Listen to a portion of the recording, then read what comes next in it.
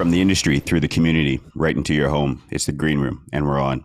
What's going on, everybody? It's Les from Cannabis Wiki. I am here with the North American Cannabis Flower. That's right, the one and only Jackie Childs. It's popping. Hey, guys. Welcome to the Green Room. Hey, Lester. Welcome to the Green Room. What's going on, girlfriend? How are you? Still at home, sitting on my throne.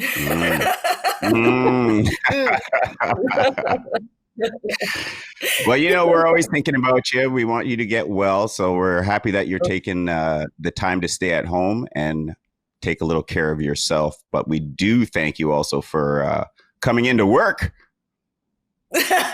You're welcome. Right. Thank goodness we can do this virtually. So. Right. It is that is a blessing for sure. And like always, for every show we do at Cannabis Wiki, we always want to thank the community for doing their part in helping flatten this curve, no matter what the government says. But wash your hands, wear your mask. You know how we do. Right.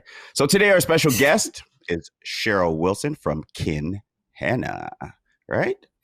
She has her daughter joining us, her daughter Jewel. Hello. Hi. Welcome. Hi, everybody. Hey. What's going on, ladies? Thank you for having us today. Hey, so where are you coming from? Where are you visiting us from? We're in Muskoka right now. Yeah. Okay. And that's where we grow. Ah. Nice. Muskoka's home base. Yes. So can you tell us about the brand? Tell us about the name and why you named it, what you've called it, and what makes you different or better? Stevie, do you want to tell about that? Absolutely. So Kinhanna comes from, we put two words together and we searched around for a lot of names that really personified and exemplified what we wanted to represent as a brand.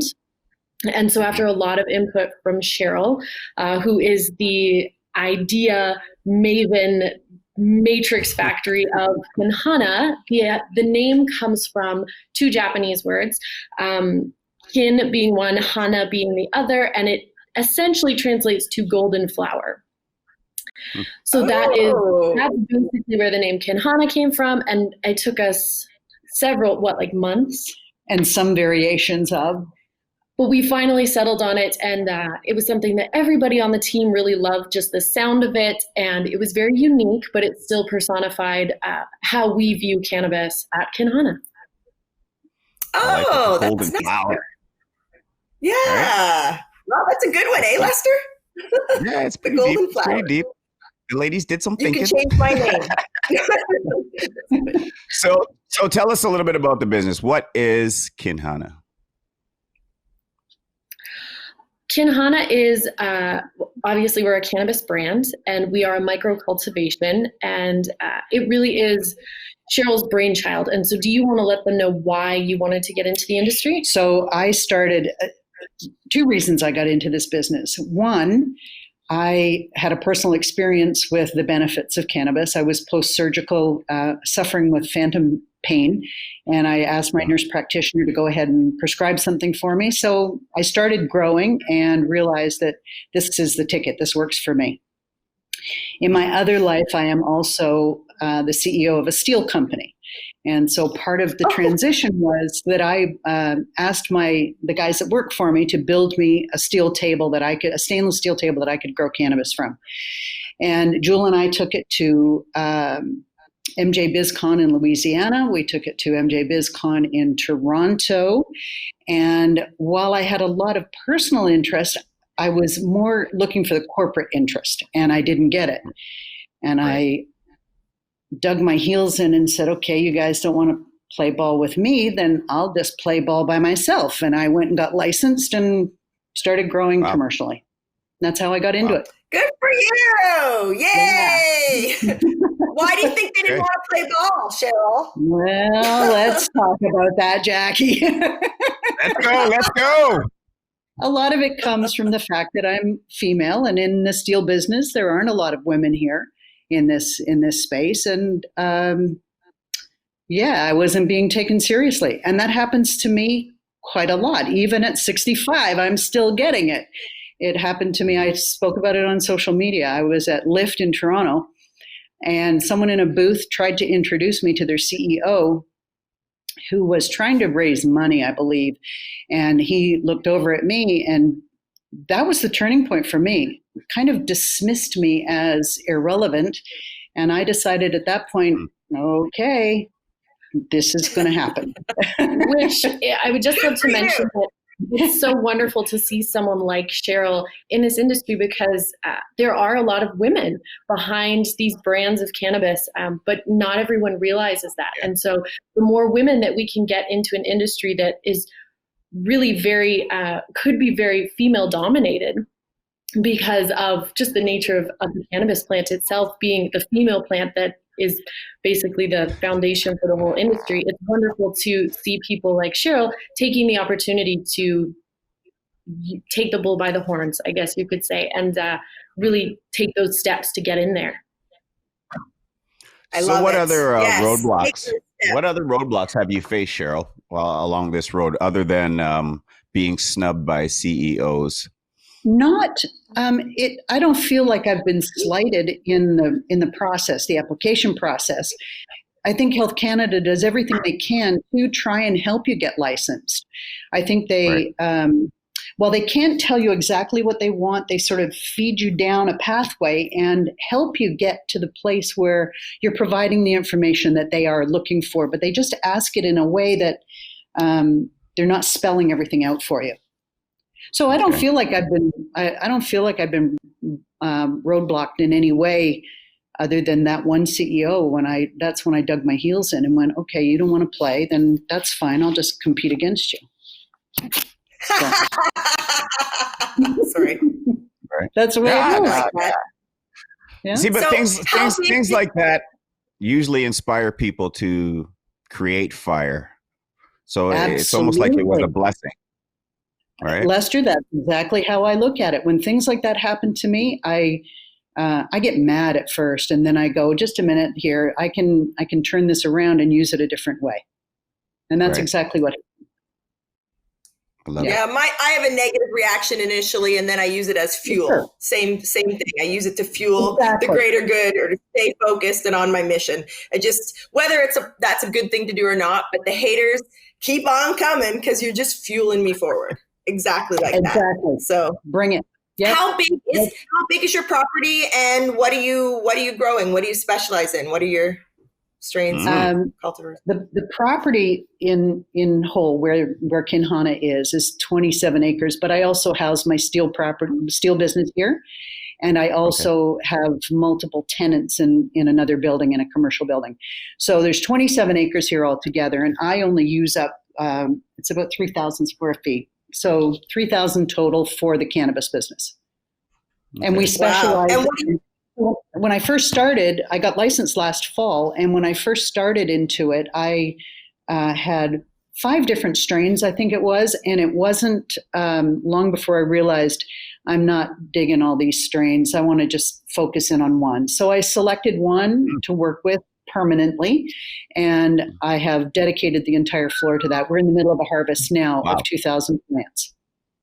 Wow! Of just one strain. What I like about that is I have a problem with the word multitasking. I don't believe it exists, and I know that when anybody takes one task at hand, it's 100% completion. So the fact that you're taking one strain and masterfully cultivating. This sounds super interesting. And that's, we started with multiple because that's what I had growing in my tent at home.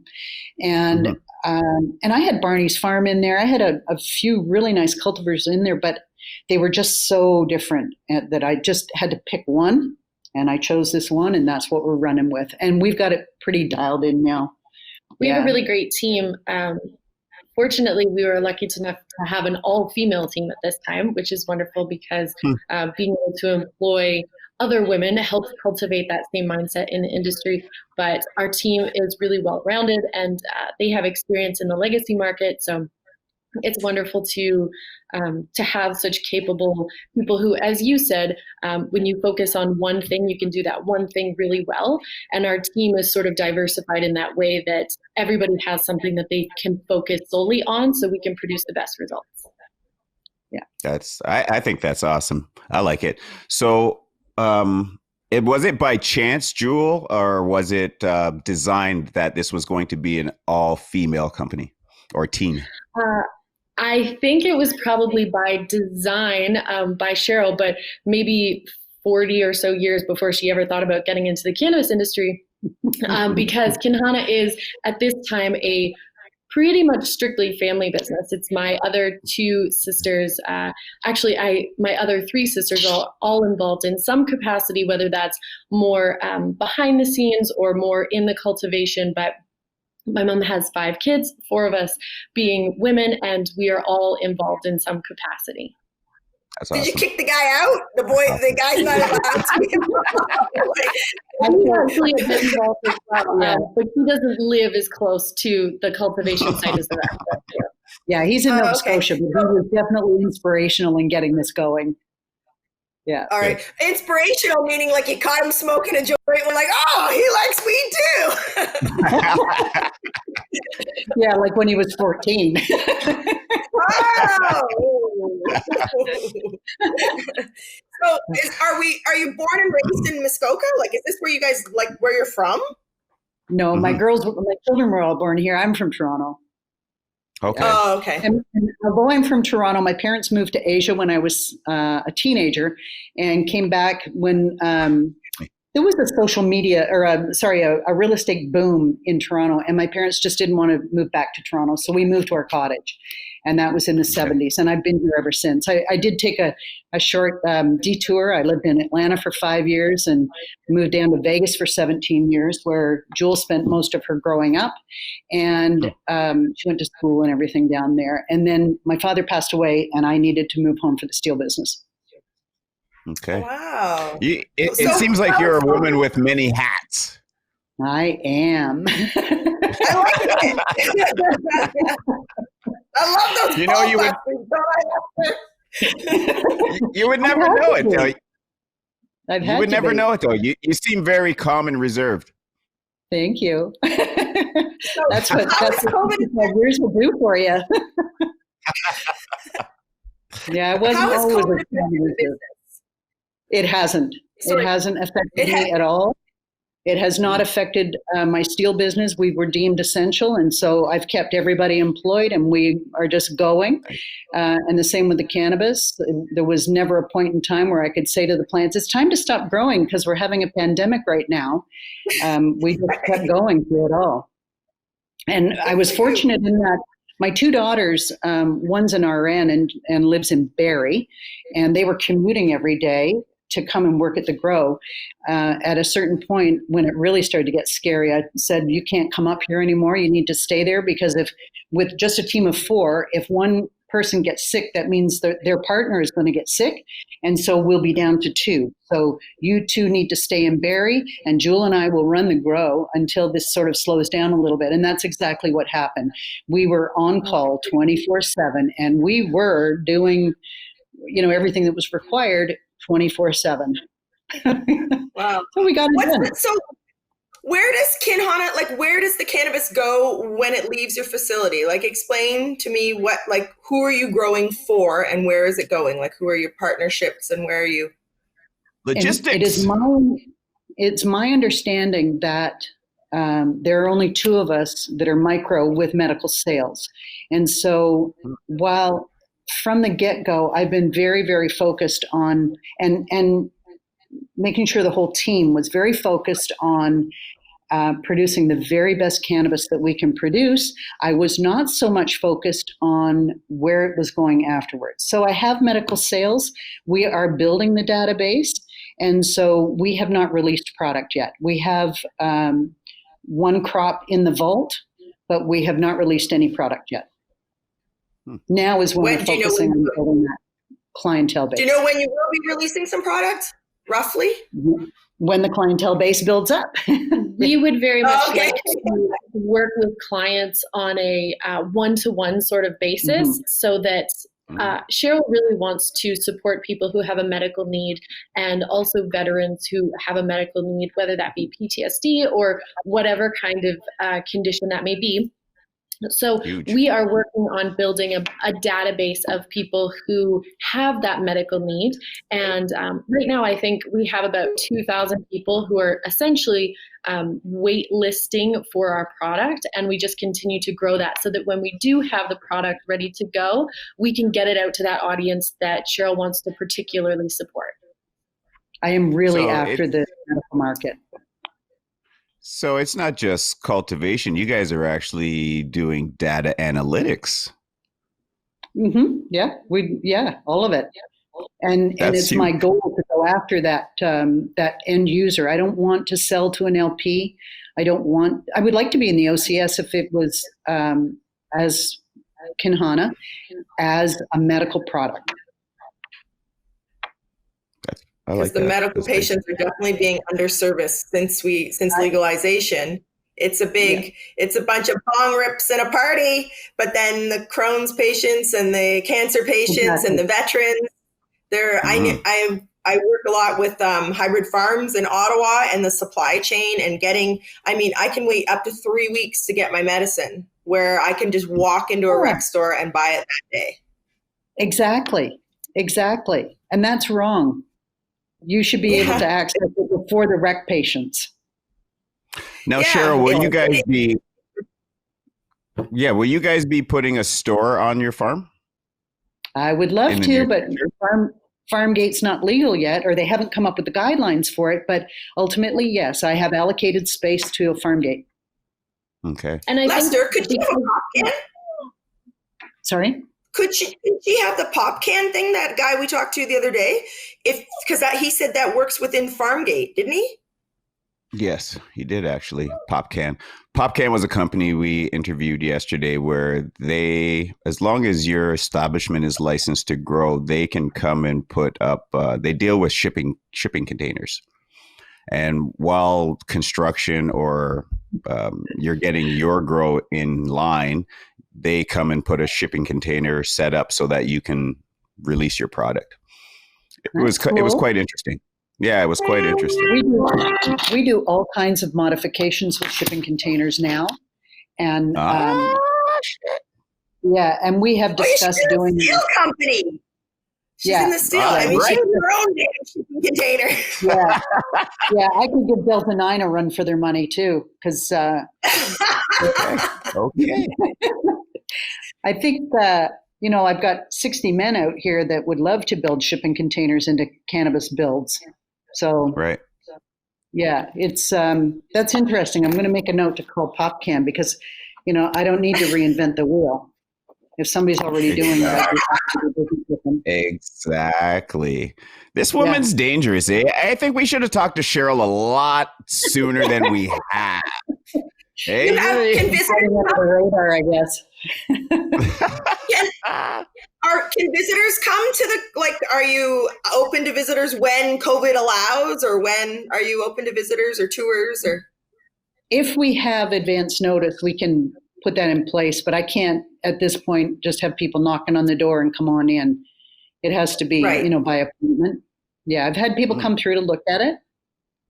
So So how many plants roughly are there? There's 2,000 on the floor right now.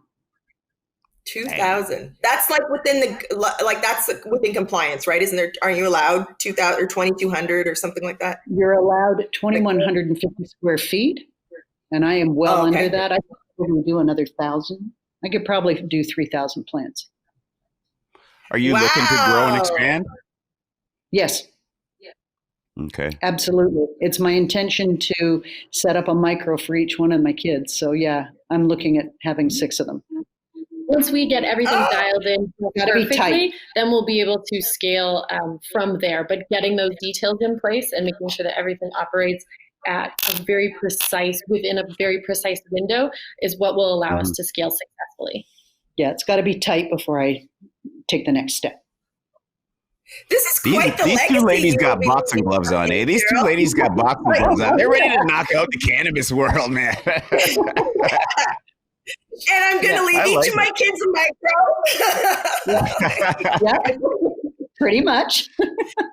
Wow. No, well, I'm sitting here and I'm really, I don't know, I shouldn't be surprised, but I'm impressed with how much you do, how many hats you wear, Cheryl. Like I said, we should have talked to you a long time ago because it's like you're a hidden jewel almost. There's a lot more to you than you let off. Yeah, thank you. Yeah, I do. If you could have a wish, if you could have like 3 wishes for what the future would hold for you, do you have that game planned or goal? Like what's something you really like, a big dream or a huge wish for Kinhanna? For Kinhanna, yeah, I would like to see it as 6 micros. As 6 micros. But beyond that, I would love to see everybody get a fucking long.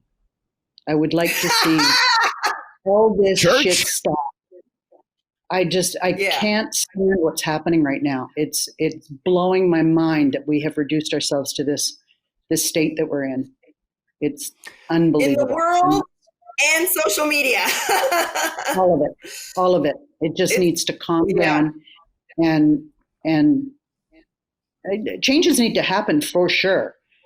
But there's so many radical elements happening that it's frightening. For sure, exactly. Give us 2 lessons that the world could use right now, Cheryl. What are 2 lessons that the world could use? I think we all have to recognize the value in each other without judgment. Boom, that's my one. I think we all have to. It's not just a matter of get along, because we were all getting along before, and it wasn't right. It wasn't fair for everybody. I think we all have to recognize everybody's input without judging one another. We can celebrate our differences. We can celebrate our differences and grow together, much like the garden, the forest, Mother Nature. Yeah. The green room. Yeah. The green room, where Lester and I duke it out. The only duking out we do, Jackie, is when you don't shower. It's funny how I'm showering now that I'm at home, Lester, and when I'm in studio, I never shower. Thank you. Do you normally make the trek over to Brantford? Yeah, she's always we're always usually in studio. That's when just through COVID. We're usually together side by side. Yes. Yeah, together. It's about 30 minutes from home. I get to bring my little Budsy, that little white dog I go everywhere with. It's a little Wiki's a little family. It's good for me to be getting out and to go there. The stuff, the conversations we have and the content we produce when we're together in studio, I really, really like the whole vibe. And we don't always all agree on everything, and it's just a real good family vibe. And it's a lot of, like you're saying, like, we can celebrate our differences, and we can do really great things. We don't all have to agree on absolutely everything, but the cancel culture and all the hate and all the anger, the jealousy, what a wasted goddamn emotion. That's on a one-to-one personal level, but it's also inside the cannabis business. There's a lot of people that are jealous of each other and jealous what this one's doing and what that one's doing, and that all needs to quit too.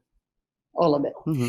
So if you have all your family, so family is working there and family is running it, do you have any of those? Do you run into any sort of those tensions or conflicts? Because it's the family. Not only is it the business, but it's still the family. So as the mother, no, everything's wonderful. That's Jewel. I'm actually the youngest, so I think I have sort of adopted the role of like, maybe go with the flow, but also try and see multiple perspectives, because my siblings are a bit older than I am. So it was really more like having 5 parents. In that sense, for me, like, I try and see where everybody's coming from, but we're still sisters, right? Like, if you have sisters, if any of the viewers have sisters, anybody listening has sisters, you know that we don't always get along, but at the end of the day, we're family and we figure it out. Yeah. That's good. That's a tight ship. Family's usually a tight ship. Yeah, for sure. So, Jewel, what is to come for the company in the near future? So I think in the near future, we're going to focus on and Cheryl, interject here if you have any input. But what we've discussed, and as a team, we feel is really important, is to focus on the branding of Kinhanna, because I think there's a lot of brands that are going into the OCS or standard producers that have their own brands, but they're not really educating the consumer as well as they could on a lot of levels. So we would like to educate the consumer while building our audience so that people understand what the product is, how it can help them. And my other two sisters took a cannabis educator course so that they can help liaison people who haven't necessarily had a lot of experience with cannabis. And as our email list grows, because at this point in time, we are offering people just free information about cannabis. So how it interacts with your endocannabinoid system, what the different terpenes are, what different strains means, just to try and help people find a source of education that is honest and authentic. And then from there, we'll just continue building the brand and scaling it up as we can. Sometimes it's a bit overwhelming because people are so ready to buy and want to be consumers of the product already. So we're working on scaling as fast as we can to keep up with that demand. All right. I like it. I like it. What were the challenges? I mean, Muskoka, there's a lot of lovely humans in Muskoka. It's a lovely area. We're all sauced. But Canada, yeah, we're all sauced. Do you know him? No, but I know you were up in Manette recently, right? Pardon? You were up in Manette recently? Yes, yes. Beautiful. It was really pretty. Yeah, it is beautiful. So what were the challenges with the community? Were there any to all of a sudden have a cannabis grow in the community? I mean, I know there's several in Muskoka, but there was no problem? There was none. I know there's Muskoka Grown down in Bracebridge, and there is another one that was licensed up in north of us, a standard, but he never went forward. After he got licensed, he never went forward. And the facility, I believe, is for sale. I don't know for sure, but I believe it's for sale. But I'm the only micro in this area. I did not get any pushback at all. I sent out, as part of the application with Health Canada, I sent out the letter, the attestation saying that I was doing it to the OPP and the fire station and the town hall, and I got nothing back from anybody. So I just kept going. Yeah. Wow. And we actually have 3 dispensaries in our little town that are all vying for attention right now. None of them are open, but they have all announced that their hat's in the ring and they're getting ready to open. I think honestly, support than anything else, especially from individual community members, just to be able to have access either through the dispensaries or through Farmgate, but to have something local that people can purchase, it seems to be a very big push, at least for us, that people want something that they are already familiar with the people who are cultivating it. And I've been here for a long time. Like I said, my children were all born here, and I've been vacationing here since the 60s. I'm kind of, I don't know, people know me and they know the kind of integrity that I bring to business. And so the support that I've been getting is very positive. Good. Good for you. That's great to hear. Always good to hear. Because I know you'd be knocking them out, Cheryl. I know you'd be like knocking people out. You know it, Lester. You know it. Once I heard the woman dealing with steel, it's like, okay, this woman don't joke. She don't joke around. She can deal with the big boys. Yeah. So how can our viewers, how can our listeners find you? Yeah. How can we find you on social media, websites, etc.? The website is kinhanna.com, and there's a lot of information on there about our brand and what we stand for. You can also follow Cheryl directly at Kinhanna Canna on Instagram and Twitter, or you can email us if you wanted to get in direct contact, either admin@kinhanna.com or patient. I can't remember. Admin@kinhanna.com. And the phone number. Oh, and our phone number, if you wanted to speak with us directly, is 705-784-9809. You heard that, people. So I don't want to leave out anything. Was there anything that you guys wanted to bring out on the table today? Was there something special, or have we covered enough for Kinhanna? I think we covered everything. Absolutely. And if anyone did want to sign up for our email list to know when we do have product available, or just to get more information about us as a brand, definitely just shoot an email to admin@kinhanna.com and I'll get you added to the list. Boom. Thank you. That's great. Like that. Thank you for joining us. Thank you very much for coming to our Thank table. you very much. Jackie, I hope you're feeling better soon. Me Cheryl, too. I can't wait to meet you in person. As soon as this COVID is over, I'm looking forward to it too. Yep. Me too, I'd love because to. I seen that you follow my Instagram, and I was like, okay, this lady's cool. She's following my thing, but to meet you, even though it's VR, and to get a little taste of what you're about, I really want to sit back and chat and chop it up with you. All righty. Sounds like a plan. I'd enjoy that. Good. Thank you very Ladies, much. thank you very much. Thank you. again. Bye-bye. All right. Bye, see guys. yous. Thank you. Bye. Bye. Thank you. Wow. Those guys are awesome. Cheryl's I awesome. like it. So it's a family. I got goosebumps.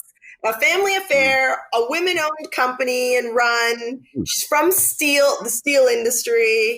Muskoka. I mean, I would think it would be a difficult spot to start something like this. But who's going to mess with Cheryl? Right? Listen, when she dropped that she's running a steel company, I was like, hold the hell on. Okay, this woman does not joke around, and she's taking on cannabis. Cannabis industry is what it is.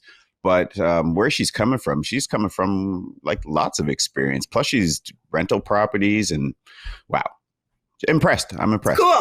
I would like to tour it. I would like to see what she's growing and what she's doing. You? Definitely, yeah.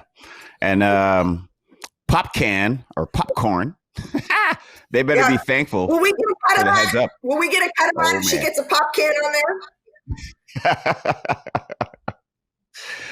Yeah, hit it up. Nice cup. Hit it up.